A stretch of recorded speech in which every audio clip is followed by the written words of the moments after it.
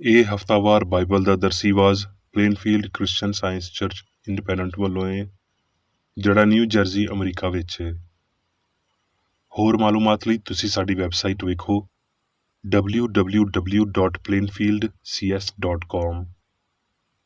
ਇਹ ਸਬਕ 1 ਮਾਰਚ 2026 ਐਤਵਾਰ ਦੇ ਦਿਨ ਹਫ਼ਤੇ ਦੇ ਅਖੀਰ ਉੱਤੇ ਤੁਹਾਡੇ ਪੜ੍ਹਨ ਲਈ ਤਿਆਰ ਕੀਤਾ ਗਿਆ ਹੈ। ਮਜ਼ਮੂਨ ਮਸੀਹ ਯਸੂ। ਸੁਨਹਿਰੀ ਮਤਨ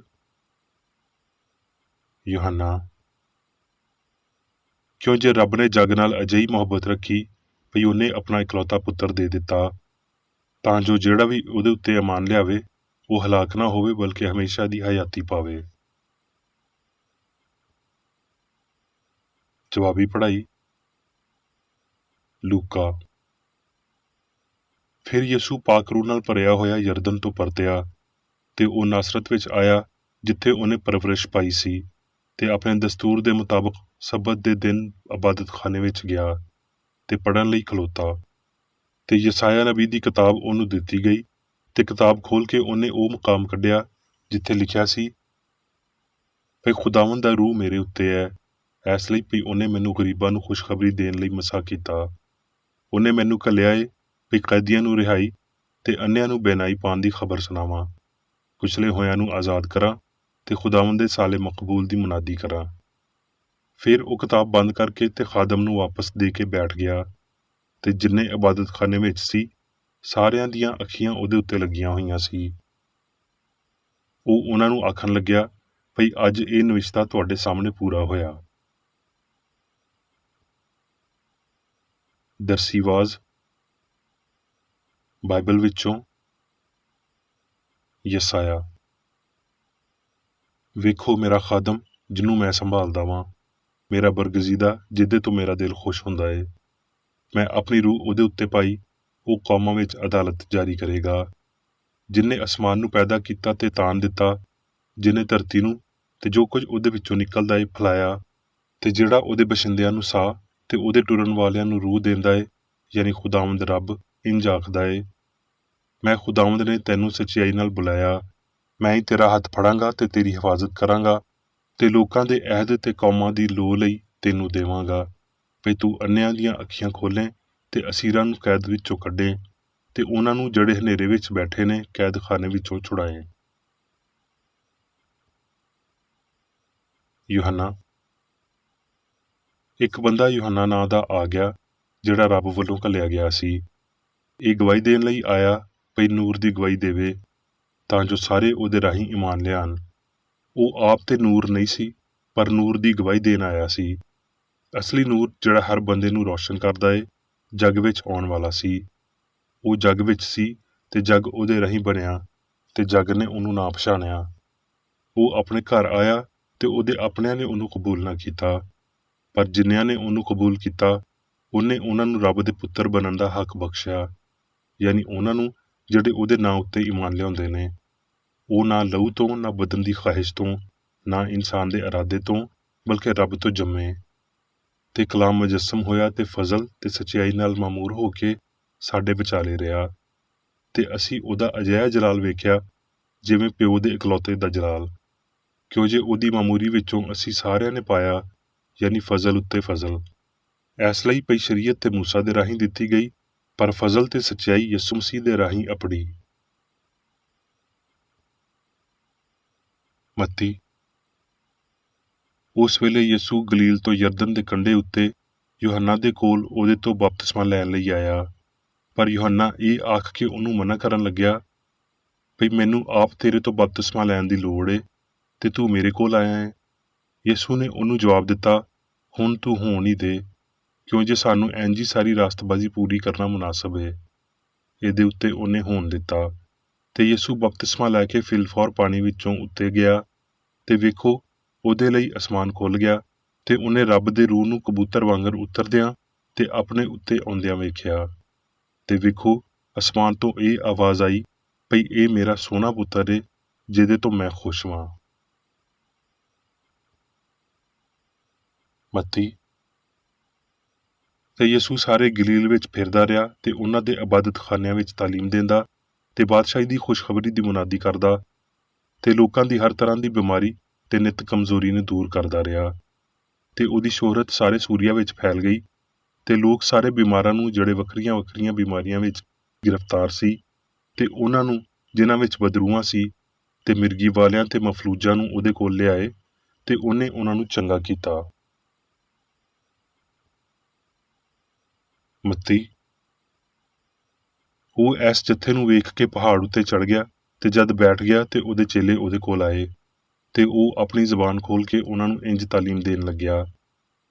ਧੰਨ ਨੇ ਉਹ ਜਿਹੜੇ ਦਿਲ ਦੇ ਗਰੀਬ ਨੇ, ਕਿਉਂ ਜੇ ਅਸਮਾਨ ਦੀ ਬਾਦਸ਼ਾਹੀ ਉਹਨਾਂ ਦੀ ਹੀ ਏ। ਧੰਨ ਨੇ ਉਹ ਜਿਹੜੇ ਦੁਖੀ ਨੇ, ਕਿਉਂ ਜੇ ਉਹ ਤਸੱਲੀ ਪਾਣਗੇ। ਧੰਨ ਨੇ ਉਹ ਜਿਹੜੇ ਹਲੀਮ ਨੇ, ਕਿਉਂ ਜੇ ਉਹ ਧਰਤੀ ਦੇ ਵਾਰਸ ਹੋਣਗੇ। ਧੰਨ ਨੇ ਉਹ ਜਿਹੜੇ ਰਾਸਤਬਾਜ਼ੀ ਦੇ ਭੁੱਖੇ ਤੇ ਧਰਿਆਏ ਨੇ, ਕਿਉਂ ਜੇ ਉਹ ਰੱਜਣਗੇ। ਧੰਨ ਨੇ ਉਹ ਜਿਹੜੇ ਰਹਿਮ ਦਿਲ ਨੇ, ਕਿਉਂ ਜੇ ਉਹਨਾਂ ਉੱਤੇ ਰਹਿਮ ਕੀਤਾ ਜਾਵੇਗਾ। ਧੰਨ ਨੇ ਉਹ ਜਿਹੜੇ ਪਾਕ ਦਿਲ ਨੇ, ਕਿਉਂ ਜੇ ਉਹ ਰੱਬ ਨੂੰ ਵੇਖਣਗੇ। ਧੰਨ ਨੇ ਉਹ ਜਿਹੜੇ ਸੁਲ੍ਹਾ ਕਰਾਉਂਦੇ ਨੇ, ਕਿਉਂ ਜੇ ਉਹ ਰੱਬ ਦੇ ਪੁੱਤਰ ਅਖਵਾਣਗੇ। ਧੰਨ ਨੇ ਉਹ ਜਿਹੜੇ ਰਾਸਤਬਾਜ਼ੀ ਦੇ ਪਾਰੋਂ ਸਤਾਏ ਗਏ, ਕਿਉਂ ਜੇ ਅਸਮਾਨ ਦੀ ਬਾਦਸ਼ਾਹੀ ਉਹਨਾਂ ਦੀ ਹੀ ਏ। ਜਦ ਮੇਰੇ ਪਾਰੋਂ ਲੋਕੀ ਤੁਹਾਨੂੰ ਲਾਹਨ-ਤਾਨ ਕਰਨਗੇ ਤੇ ਸਤਾਉਣਗੇ ਤੇ ਹਰ ਤਰ੍ਹਾਂ ਦੀਆਂ ਭੈੜੀਆਂ ਗੱਲਾਂ ਤੁਹਾਡੇ ਬਾਰੇ ਝੂਠ ਆਖਣਗੇ ਤੇ ਤੁਸੀਂ ਧੰਨ ਹੋਵੋਗੇ। ਖੁਸ਼ੀ ਕਰਿਓ ਤੇ ਬਹੁਤ ਸ਼ਾਦਮਾਨ ਹੋਇਓ, ਕਿਉਂ ਜੇ ਅਸਮਾਨ ਉੱਤੇ ਤੁਹਾਡਾ ਅਜਰ ਵੱਡਾ ਏ। ਇਸ ਲਈ ਵੀ ਲੋਕਾਂ ਨੇ ਉਹਨਾਂ ਨਬੀਆਂ ਨੂੰ ਵੀ, ਜਿਹੜੇ ਤੁਹਾਡੇ ਤੋਂ ਪਹਿਲਾਂ ਸੀ, ਇਸੇ ਤਰ੍ਹਾਂ ਸਤਾਇਆ ਸੀ।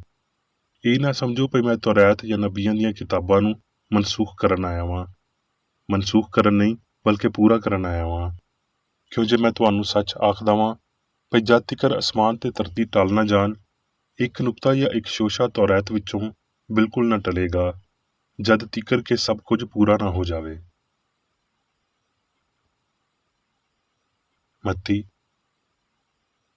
ਤੇ ਯੂਹੰਨਾ ਨੇ ਕੈਦਖਾਨੇ ਵਿੱਚ ਯਿਸੂ ਦੇ ਕੰਮਾਂ ਦਾ ਹਾਲ ਸੁਣ ਕੇ ਆਪਣੇ 2 ਚੇਲਿਆਂ ਦੇ ਰਾਹੀਂ ਉਹਦੇ ਤੋਂ ਪੁੱਛਣ ਨੂੰ ਘੱਲਿਆ, ਭਈ ਆਉਣ ਵਾਲਾ ਤੂੰ ਹੀ ਏ ਜਾਂ ਅਸੀਂ ਕਿਸੇ ਦੂਜੇ ਦੀ ਰਾਹ ਤੱਕੀਏ। ਯਿਸੂ ਨੇ ਜਵਾਬ ਵਿੱਚ ਉਹਨੂੰ ਆਖਿਆ, ਭਈ ਜੋ ਕੁਝ ਤੁਸੀਂ ਸੁਣਦੇ ਹੋ ਤੇ ਵੇਖਦੇ ਹੋ, ਜਾ ਕੇ ਯੂਹੰਨਾ ਨੂੰ ਦੱਸੋ, ਭਈ ਅੰਨੇ ਵੇਖਦੇ ਤੇ ਲੰਗੜੇ ਟੁਰਦੇ ਫਿਰਦੇ ਨੇ, ਕੋੜੀ ਪਾਕ ਕੀਤੇ ਜਾਂਦੇ ਤੇ ਬੋਲੇ ਸੁਣਦੇ ਤੇ ਮੋਏ ਜਿਉਂਦੇ ਕੀਤੇ ਜਾਂਦੇ ਨੇ, ਤੇ ਗਰੀਬਾਂ ਨੂੰ ਖੁਸ਼ਖਬਰੀ ਸੁਣਾਈ ਜਾਂਦੀ ਏ। ਤੇ ਧੰਨ ਏ ਉਹ ਜਿਹੜਾ ਮੇਰੇ ਪਾਰੋਂ ਠੋਕਰ ਨਾ ਖਾਵੇ। ਮਰਕਸ। ਮੈਂ ਤੁਹਾਨੂੰ ਸੱਚੀ ਆਖਦਾ ਵਾਂ, ਅਸਮਾਨ ਤੇ ਧਰਤੀ ਟਲ ਜਾਣਗੇ ਪਰ ਮੇਰੀਆਂ ਗੱਲਾਂ ਨਾ ਟਲਣਗੀਆਂ। ਪਰ ਉਸ ਦਿਨ ਜਾਂ ਉਸ ਵੇਲੇ ਦੇ ਬਾਰੇ ਕੋਈ ਨਹੀਂ ਜਾਣਦਾ, ਨਾ ਅਸਮਾਨ ਦੇ ਫਰਿਸ਼ਤੇ, ਨਾ ਪੁੱਤਰ, ਪਰ ਬਾਪ ਜਾਣਦਾ ਏ। ਖਬਰਦਾਰ ਜਾਗਦੇ ਤੇ ਦੁਆ ਕਰਦੇ ਰਹੋ, ਕਿਉਂ ਜੇ ਤੁਸੀਂ ਨਹੀਂ ਜਾਣਦੇ ਭਈ ਉਹ ਵੇਲਾ ਕਦੋਂ ਆਵੇਗਾ।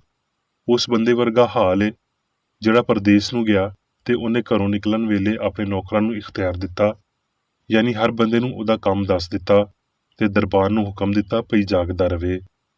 ਇਸ ਲਈ ਜਾਗਦੇ ਰਹੋ, ਕਿਉਂ ਜੇ ਤੁਸੀਂ ਨਹੀਂ ਜਾਣਦੇ ਭਈ ਘਰ ਦਾ ਮਾਲਕ ਕਦੋਂ ਆਵੇਗਾ, ਸ਼ਾਮ ਨੂੰ, ਅੱਧੀ ਰਾਤ ਨੂੰ, ਜਾਂ ਕੁੱਕੜ ਦੇ ਬਾਂਗ ਦੇਣ ਵੇਲੇ, ਜਾਂ ਸੁਬਹ ਨੂੰ।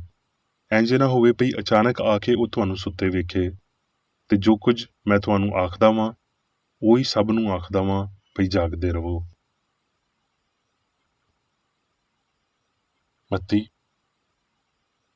ਤੇ ਵੇਖੋ, ਮੈਂ ਦੁਨੀਆ ਦੇ ਅਖੀਰ ਤੀਕਰ ਤੁਹਾਡੇ ਨਾਲ ਵਾਂ। ਆਮੀਨ। ਹੁਣ ਮੈਂ ਮੇਰੀ ਬੇਕਰ ਏਡੀ ਦੀ ਲਿਖੀ ਹੋਈ ਕ੍ਰਿਸਚਨ ਸਾਇੰਸ ਦੀ ਦਰਸੀ ਕਿਤਾਬ ਸਾਇੰਸ ਤੇ ਸਿਹਤ ਆਇਤਾਂ ਦੀ ਕੁੰਜੀ ਦੇ ਨਾਲ ਵਿੱਚੋਂ ਲਈਆਂ ਹੋਈਆਂ ਲਿਖਾਈਆਂ ਪੜ੍ਹਾਂਗਾ। ਸਾਇੰਸ ਤੇ ਸਿਹਤ। ਯਿਸੂ ਨਾਸਰੀ ਨੇ ਇਨਸਾਨ ਤੇ ਇਨਸਾਨ ਦੇ ਇਕੱਠ ਨੂੰ ਬਿਆਨ ਕੀਤਾ ਤੇ ਇਹਦੇ ਲਈ ਸਾਡੇ ਉੱਤੇ ਉਹਦੀ ਬਹੁਤ ਜ਼ਿਆਦਾ ਅਕੀਦਤ ਦਾ ਭਾਰ ਏ। ਉਹਦਾ ਮਿਸ਼ਨ ਇਨਫਰਾਦੀ ਤੇ ਇਜਤਮਾਈ ਦੋਵੇਂ ਸੀ। ਉਹਨੇ ਹਯਾਤੀ ਦਾ ਮੁਨਾਸਬ ਕੰਮ ਪੂਰਾ ਕੀਤਾ, ਨਾ ਸਿਰਫ ਆਪਣੇ ਇਨਸਾਫ ਲਈ, ਬਲਕਿ ਇਨਸਾਨਾਂ ਉੱਤੇ ਰਹਿਮ ਦੇ ਪਾਰੋਂ ਉਹਨਾਂ ਨੂੰ ਇਹ ਵਿਖਾਉਣ ਲਈ ਕਿ ਉਹਨਾਂ ਨੇ ਆਪਣਾ ਕੰਮ ਕਿਵੇਂ ਕਰਨਾ ਹੈ, ਬਲਕਿ ਨਾ ਤੇ ਆਪ ਉਹਨਾਂ ਲਈ ਕਰਨ ਜਾਂ ਨਾ ਹੀ ਉਹਨਾਂ ਨੂੰ ਕਿਸੇ ਜ਼ਿੰਮੇਵਾਰੀ ਤੋਂ ਆਜ਼ਾਦ ਕਰਨ ਲਈ ਇਹ ਕੀਤਾ।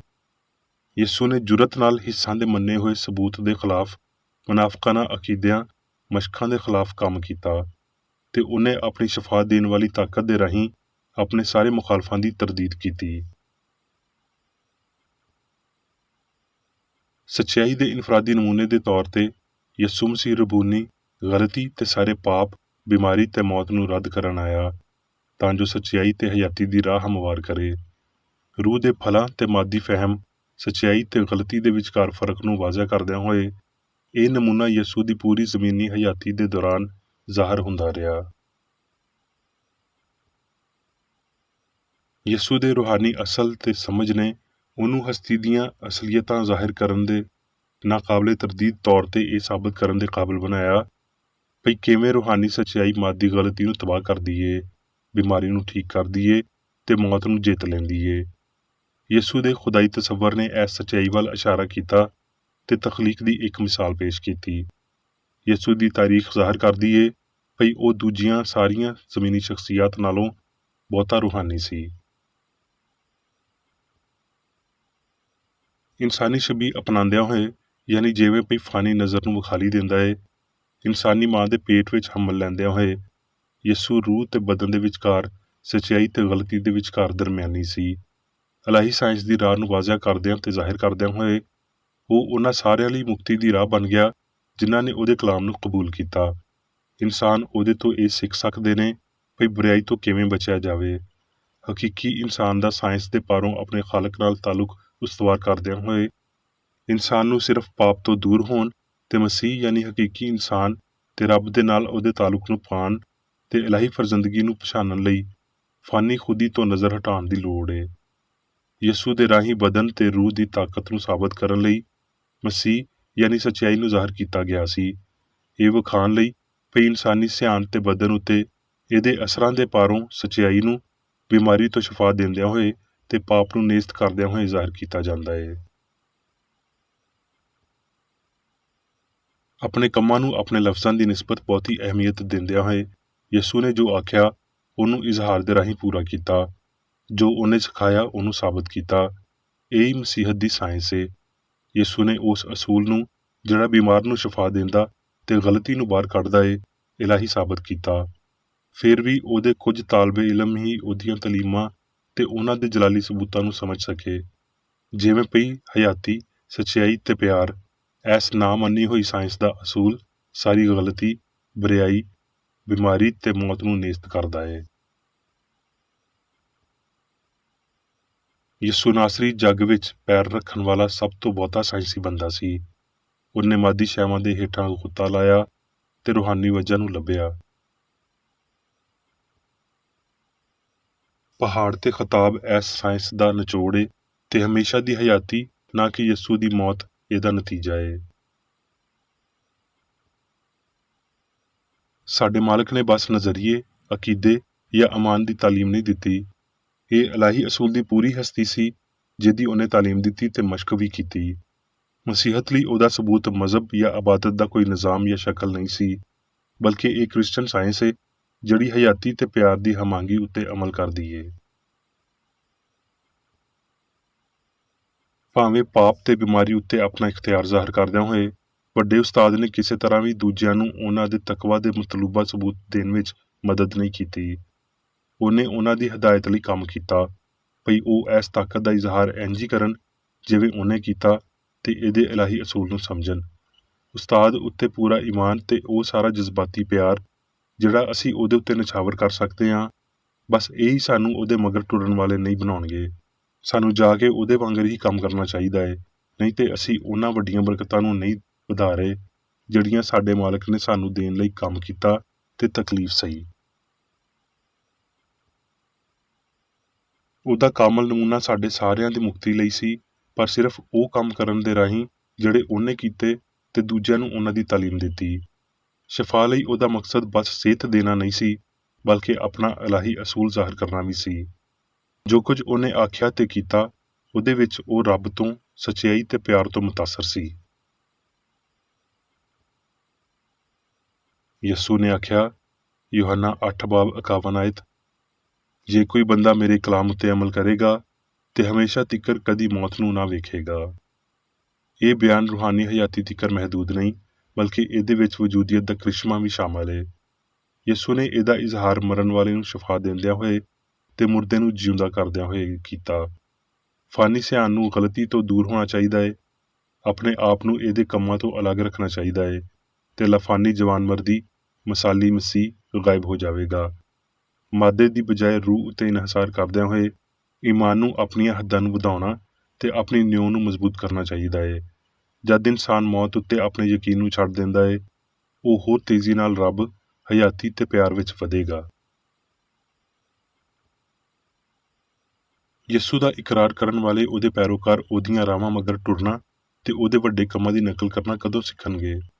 ਉਹ ਲੋਕੀ ਜਿਨ੍ਹਾਂ ਨੇ ਉਸ ਨੇਕ ਬੰਦੇ ਦੀ ਸ਼ਹਾਦਤ ਹਾਸਲ ਕੀਤੀ, ਉਹ ਖੁਸ਼ਦਿਲੀ ਨਾਲ ਉਹਦੇ ਪਾਕ ਮੁਸਤਕਬਿਲ ਨੂੰ ਇੱਕ ਨੇਸਤ ਕੀਤੀ ਹੋਈ ਨਜ਼ਰੀਆਤੀ ਥਾਂ ਵਿੱਚ ਬਦਲ ਦੇਣਗੇ।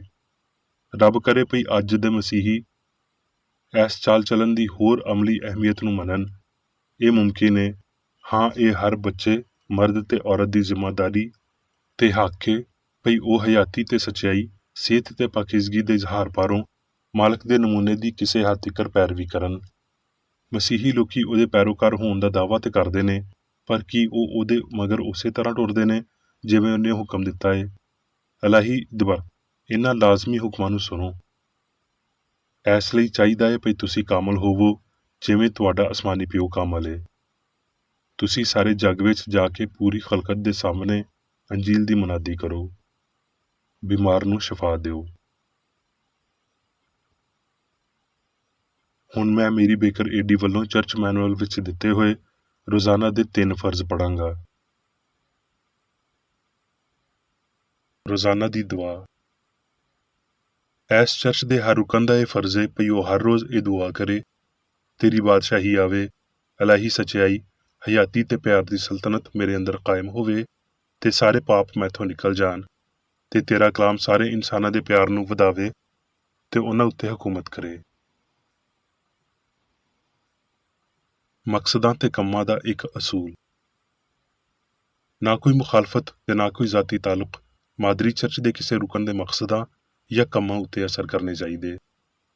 ਸਾਇੰਸ ਵਿੱਚ ਬਸ ਇਲਾਹੀ ਪਿਆਰ ਹੀ ਹਕੂਮਤ ਕਰਦਾ ਏ ਤੇ ਇੱਕ ਮਸੀਹੀ ਸਾਇੰਸਦਾਨ ਪਾਪ ਨੂੰ ਰੱਦ ਕਰਦਿਆਂ ਹੋਏ ਸੁੱਚੀ ਭਰਾਬੰਦੀ, ਖੈਰਾਤ ਪਸੰਦੀ ਤੇ ਮਾਫੀ ਨਾਲ ਪਿਆਰ ਦੀਆਂ ਮਿੱਠੀਆਂ ਸਚਾਈਆਂ ਦਾ ਪਰਛਾਵਾਂ ਬਣਦਾ ਏ। ਇਸ ਚਰਚ ਦੇ ਸਾਰੇ ਰੁਕਨਾਂ ਨੂੰ ਸਾਰੇ ਪਾਪਾਂ ਤੋਂ, ਗਲਤ ਤਰ੍ਹਾਂ ਦੀਆਂ ਪੇਸ਼ਨਗੋਈਆਂ, ਮੁਨਸਫੀਆਂ, ਮੁਜ਼ਮਤਾਂ, ਸਲਾਮਾਂ, ਗਲਤ ਅਸਰਾਂ ਨੂੰ ਲੈਣ ਤੇ ਗਲਤ ਅਸਰ ਦੇਣ ਤੋਂ ਆਜ਼ਾਦ ਰਹਿਣ ਲਈ ਹਰ ਰੋਜ਼ ਖਿਆਲ ਰੱਖਣਾ ਚਾਹੀਦਾ ਏ ਤੇ ਦੁਆ ਕਰਨੀ ਚਾਹੀਦੀ ਏ। ਫਰਜ਼ ਲਈ ਚੁਸਤੀ। ਇਸ ਚਰਚ ਦੇ ਹਰ ਰੁਕਨ ਦਾ ਇਹ ਫਰਜ਼ ਹੈ ਭਈ ਉਹ ਹਰ ਰੋਜ਼ ਜਾਰਹਾਨਾ ਜ਼ਹਿਨੀ ਸਲਾਮਾਂ ਦੇ ਖਿਲਾਫ ਆਪਣੇ ਆਪ ਨੂੰ ਤਿਆਰ ਰੱਖੇ ਤੇ ਰੱਬ, ਆਪਣੇ ਕਾਇਦ ਤੇ ਇਨਸਾਨਾਂ ਲਈ ਆਪਣੇ ਫਰਜ਼ਾਂ ਨੂੰ ਨਾ ਕਦੀ ਭੁੱਲੇ ਤੇ ਨਾ ਕਦੀ ਨਜ਼ਰਅੰਦਾਜ਼ ਕਰੇ। ਉਹਦੇ ਕੰਮਾਂ ਦੇ ਰਾਹੀਂ ਉਹਦਾ ਇਨਸਾਫ ਹੋਵੇਗਾ, ਉਹ ਬੇਕਸੂਰ ਜਾਂ ਕਸੂਰਵਾਰ ਹੋਵੇਗਾ।